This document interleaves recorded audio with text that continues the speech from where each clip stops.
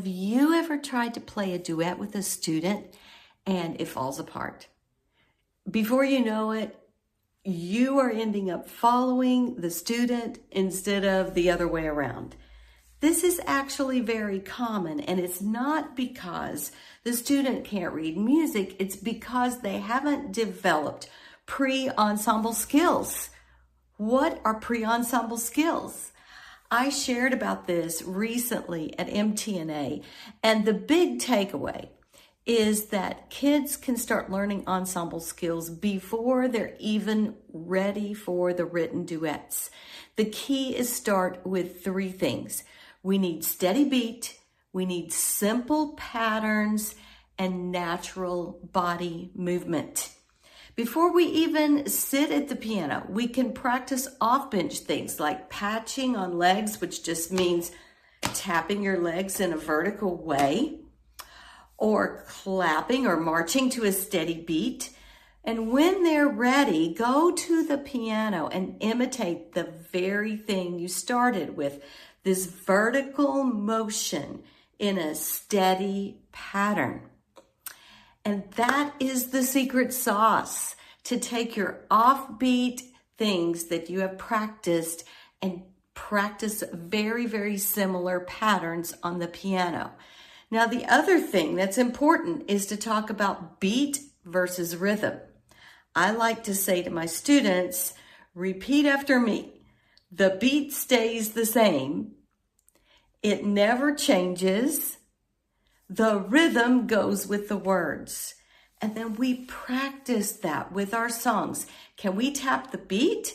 And then can we just randomly, if I hold up a card that says rhythm, can we go from beat to rhythm and back to beat and back to rhythm? And the kids love that game. So instead of having complicated accompaniment parts and fancy duets, we just have simple patterns that the kids can listen to and get in their ear. For example, one child might play Mary Had a Little Lamb, and the other child can play open fifths, and the other student in the class could maybe play one single bass note. It's suddenly an adaptive way to teach piano. All kids can participate, whether they have learning disabilities, whether they are a little atypical, whether they have neurodivergency, or if they just are starting and maybe they have a family member who wants to join in. Suddenly, with these strategies, we have an ensemble and everyone has a role. Everyone can succeed. This is very similar to the way that Orff ensembles work, and every student comes in at their particular time. Another great thing we talked about at our MTNA conference was visual cueing and oral cueing. You know, orchestras have section leaders. The concertmaster shows all of the first violins how to bow, at what speed.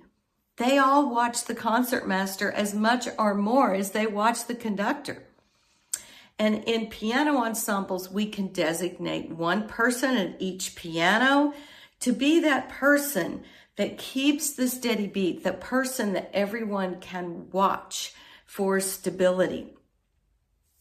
And it could even evolve into a conducting, but it doesn't even have to be that complicated. Students helping other students. That you can also have oral cueing, where similar to the orchestra, you use a sniff and get ready to play, or you practice counting off in tempo and cutting off together. This is what helps students stay together. When they move together, they stay together. The goal isn't playing anything complicated. The goal is to have fun making music, being confident, joyful, collaborating. And when students experience their music like teamwork, there's a magic that happens, and their musical confidence grows.